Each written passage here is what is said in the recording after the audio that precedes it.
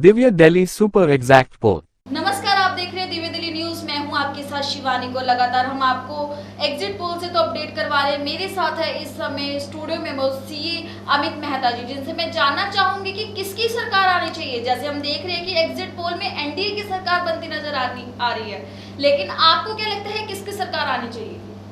नमस्कार शिवानी, जैसा आपने मुझसे पूछा कि किसकी गवर्नमेंट बनने जा रही है या किसकी गवर्नमेंट आनी चाहिए, मेरा ये मानना है गवर्नमेंट चाहे देश में किसी भी पार्टी की आए, चाहे वो एनडीए की आए, चाहे वो हमारे इंडिया अलायंस की आए, उससे कोई फ़र्क नहीं पड़ता। The main thing which matters is कि India wants a stable government plus a strong opposition, because only a stable government you can see can take the tough decision. पहले भी आपने देखा होगा हमारी बीजेपी गवर्नमेंट जो 10 साल से इस देश में रूल कर रही है, बहुत से ऐसे टफ डिसीजन हैं जो हमारी सरकार ने लिए हैं जो कि कोई भी एक्सपेक्ट नहीं कर सकता कि किसी भी ऐसी गवर्नमेंट के लिए पॉसिबल होते जो कि एक गठबंधन से बनी होती या उसमें बहुत सी छोटी छोटी पार्टियां इन्वॉल्व होती। एनडीए गवर्नमेंट ने, आप खुद जानती हैं कि आपकी आर्टिकल 370 रिमूव किया।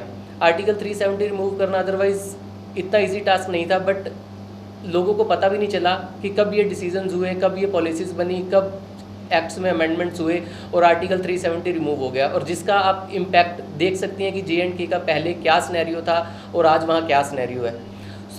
नेक्स्ट चीज़ जो मैं कहना चाहूँगा कि स्ट्रॉन्ग डिसीजन की हम बात कर रहे थे कि कोविड की सिचुएशन को कैसे टैकल किया हमारी इस गवर्नमेंट ने, डीमोनेटाइजेशन को किस तरीके से देश में लाया गया, कितना सारा ब्लैक मनी मार्केट में रूट हुआ, तो उस चीज़ का सारा बेनिफिट इस गवर्नमेंट के टफ डिसीजन की वजह से हमारे देश को डायरेक्टली और इनडायरेक्टली मिला ही है।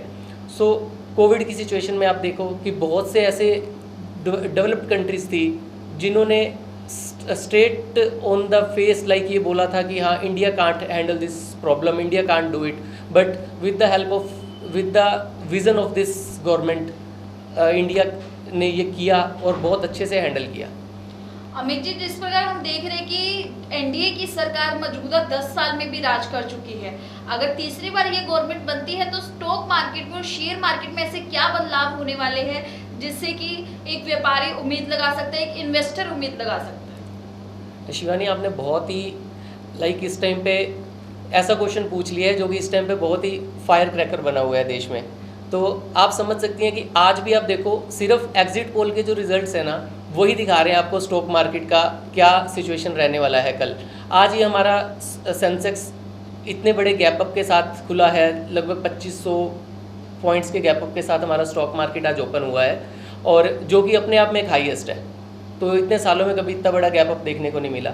तो यही चीज़ आपको, यहीं से आप आइडिया लगा सकते हैं कि कल स्टॉक मार्केट की क्या सिचुएशन रहने वाली है। और हमारी बीजेपी गवर्नमेंट पिछले 10 साल से एक ही फोकस लेके चल रही है कि एक तो डिफेंस सेक्टर के ऊपर इन्होंने पूरा फोकस डाला हुआ है अपना।